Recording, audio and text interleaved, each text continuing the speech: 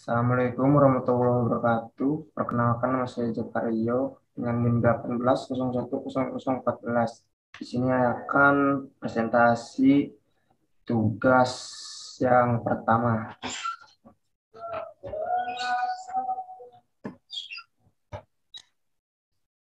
Ini ada definisi fluida pemboran. Fluida pemboran merupakan fluida yang digunakan selama pemboran berlangsung, guna untuk kelancaran pemboran.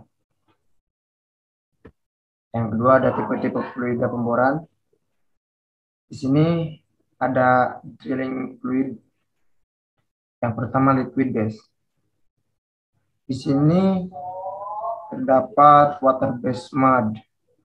Di antaranya ada freshwater base, yaitu lumpur pemboran yang dibuat menggunakan air tawar, dan bentonite biasanya digunakan untuk pemboran eksplorasi atau pembukaan sumur baru.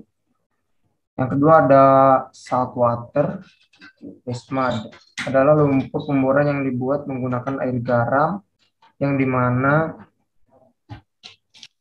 komposisinya 30% freshwater dan 70% saltwater dan ataupun dan ada inhibited mud. Inhibited mud itu atau lumpur yang menggunakan aditif. Lumpur ini biasanya digunakan jika sudah menembus zona intermediate. Dan inhibited mud itu terbagi menjadi 3 lagi. Yang pertama ada KCl, yang kedua ada poliol, yang ketiga ada silicate. Selain water based mud juga ada oil based mud.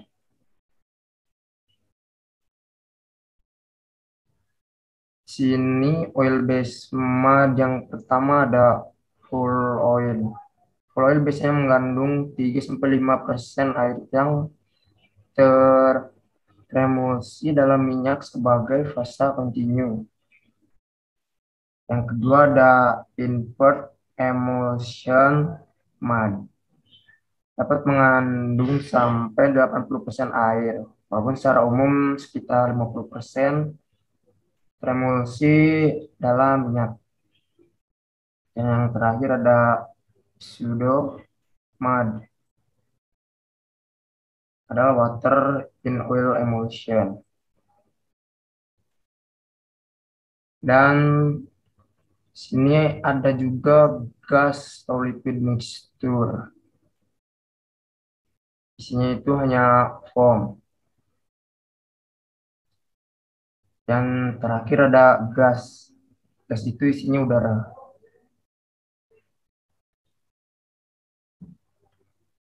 Dan yang ketiga ada fungsi fluida pemboran. Ukuran lumpur pemboran adalah sebagai fluida yang berperan untuk mencapai keberhasilan suatu program pemboran. Sifat-sifat lumpur pemboran harus dapat memberikan keamanan pada laju pemboran. Sedangkan untuk fungsinya, sini saya cantumkan 6. Yang pertama mengangkut serbuk bor cutting ke permukaan. Yang kedua ada menahan serbuk bor selama sirkulasi dihentikan. Yang ketiga menjaga dan mengimbangi tekanan formasi. Yang keempat ada melindungi dinding lubang bor, mudgate. Yang kelima ada mendinginkan dan melumasi bit. Dan yang terakhir yaitu mencegah dan menghambat laju korosi. Dan untuk selanjutnya ada faktor-faktor. Faktor-faktor utama pengaruh pada performa fluida pemboran. Yang pertama itu ada densitas. Densitas lumpur pemboran berguna untuk mengontrol tekanan hidrostatis pada lubang bor. Jika densitas terlalu ringan, maka akan menyebabkan jika densitas terlalu berat, maka akan menyebabkan loss. Yang kedua juga ada viskositas. Viskositas lumpur pemboran berguna untuk laju alir lumpur pada saat dipompakan. Jika viskositas lumpur pemboran terlalu ringan, maka kurang maksimal dalam pengikatan katin. Jika viskositas terlalu berat, maka akan menyebabkan kikisan pada lubang bor. Yang terakhir adalah pH. pH lumpur pemboran berguna untuk menghindari korosivitas pada drilling string, dan pH yang umum digunakan adalah 9,5 sampai 11 atau basa. Ya, sekian presentasi dari saya. Kurang lebihnya mohon maaf. Assalamualaikum warahmatullahi wabarakatuh. Assalamualaikum warahmatullahi wabarakatuh. Perkenalkan, nama saya Jakario dengan NIM 18010014. Di sini saya akan mengerjakan tugas kedua dari teknik pemboran 2. Di sini ada fungsi lumpur pemboran. Fungsi umum dari lumpur pemboran yaitu mempertahankan stabilitas lubang bor. Tekanan hidrostatis lumpur pemboran rileks seperti mengurung lumpur bor. Gaya mengurung diperoleh dari terbentuknya lapisan tipis mudcake. Lumpur bor yang memproduksi cake berkualitas buruk atau tebal akan menyebabkan stakit, kesulitan dalam running case, dan menurunkan kualitas penyemanan. Dan yang kedua ada mengontrol tekanan formasi. Mengontrol tekanan formasi lumpur pemboran di sini adalah mengontrol tekanan formasi itu dengan tekanan hidrostatik. Tekanan hidrostatik sendiri adalah tenaga desak dengan kolom fluida dikalikan dengan berat fluida dan kedalaman. Dan yang terakhir ada mengangkat cutting. Mengangkat cutting itu merupakan fungsi pita lumpur. Mengangkat cutting yang dihasilkan oleh pahat melalui anulus.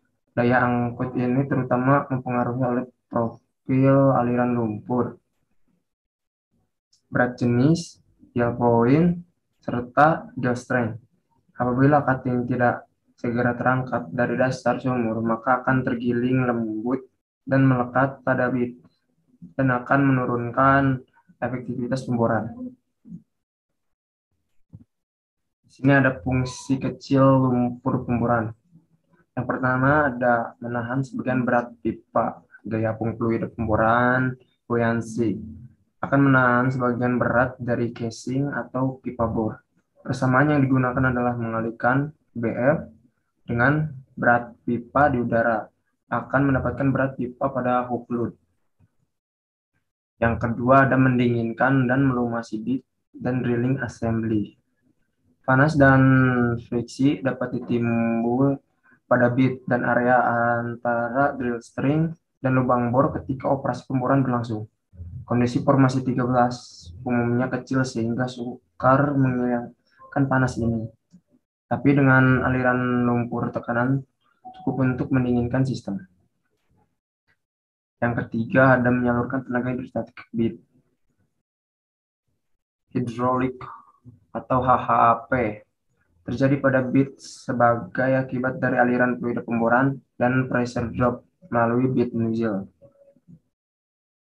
Yang keempat ada sebagai media wear line logging. Fluida pemboran berbahan dasar udara, air, atau minyak mempunyai sifat karakteristik yang berbeda, yang akan mempengaruhi dari pemilihan logging yang sesuai.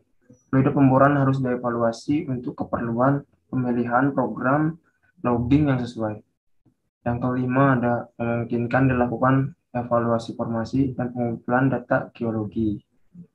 Pengumpulan dan interpretasi data geologi dari hasil pemboran, coring, dan electric log digunakan untuk menentukan nilai ekonomis dari sumur yang sedang dibor.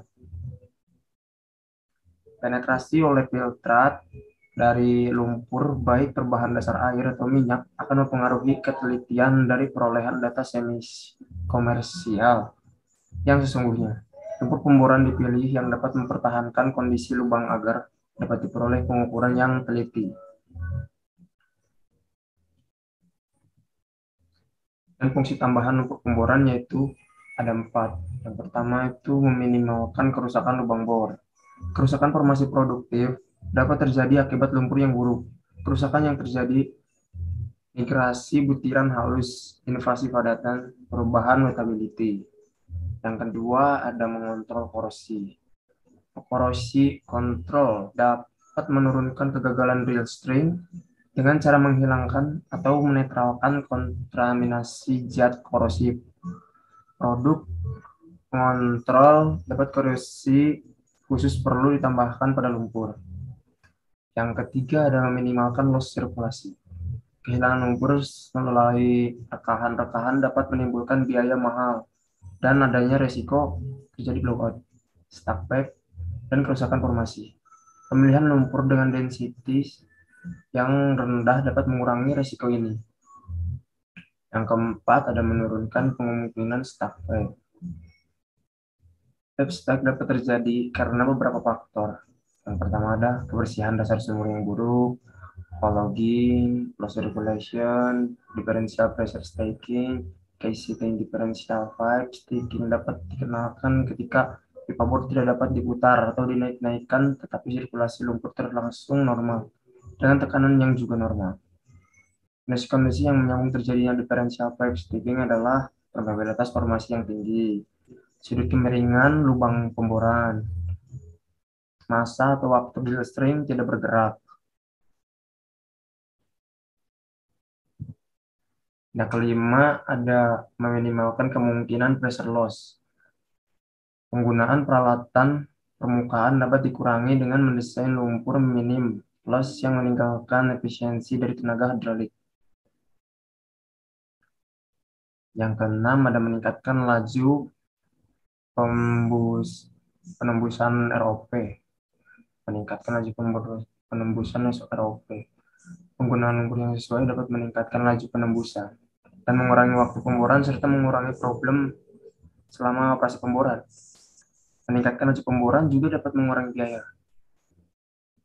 Yang ketujuh, ada meminimalkan pengaruh pada lingkungan.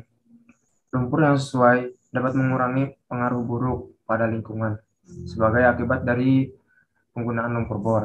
Pencemaran pada kasus seperti tumpahan, reklamasi, dan biaya pembuangan dapat ditekan dengan kontrol lumpur yang baik.